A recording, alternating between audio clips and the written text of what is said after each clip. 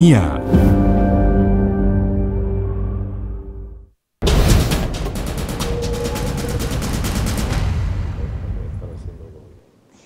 Continuamos en Noticias Globovisión Economía. Como ya les anunciaba, está con nosotros Ramiro Molina, economista. Con él vamos a hablar sobre las condiciones de la deuda venezolana en primera instancia. Buenas tardes, bienvenido.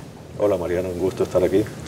Bien, la deuda venezolana está en veremos desde el año pasado. Quisiera consultarle en este momento, cuando se recibía la semana pasada un anuncio de Euroclear de haber recibido 90 millones de dólares para pagos.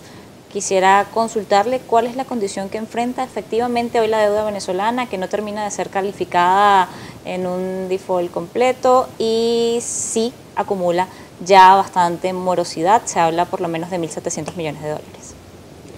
Bueno, la deuda está en una especie de limbo y por muy buenas razones. Por un lado, el contexto de las sanciones cambió, digamos, las reglas de juego de lo que tradicionalmente uno podía esperar en episodios semejantes, es decir, cuando un emisor tenía dificultades de pago, proponía un reperfilamiento que no es posible, o si de plano decidía reformar los términos en los que estaba pagando, ponía una reestructuración y comenzaba negociaciones. En este caso no se pueden hacer negociaciones porque las mismas sanciones lo impiden, y eso de alguna manera ha favorecido el estatus que tenemos ahora, y que le permite al gobierno, además, digamos, cierta línea de defensa para decir que quiere cumplir, pero que no lo dejan. Bueno, que no es por razones que se puedan. Lo cierto es que ya hay una cantidad de cupones vencidos, también con periodo de gracia vencido, es decir, técnicamente está en incumplimiento. La gran pregunta es aquí es por qué no se ha pasado al siguiente momento, siempre es cualquier incumplimiento, que es o que el gobierno propone una reestructuración, la cual, como dije, no es posible en estas circunstancias, o los tenedores inician acciones legales.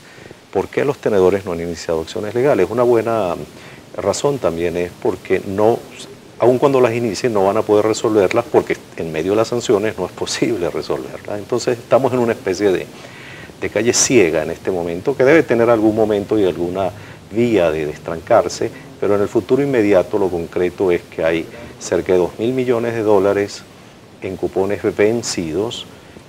Parte de ello está en los intermediarios encargados de los pagos, los cuales a su vez han estado actuando por el marco de las sanciones con mucha cautela y prudencia, porque además PDVSA en particular ha activado una serie de mecanismos de pago que tampoco son convencionales, porque no está en una situación convencional.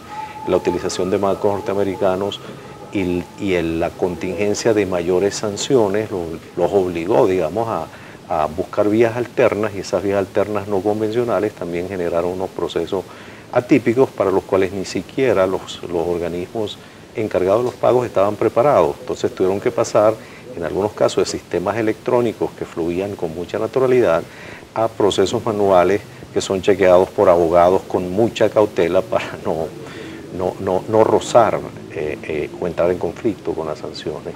Y eso ha producido una especie de semiparálisis que en el futuro muy inmediato no pareciera haber una vía de solución o de resolución.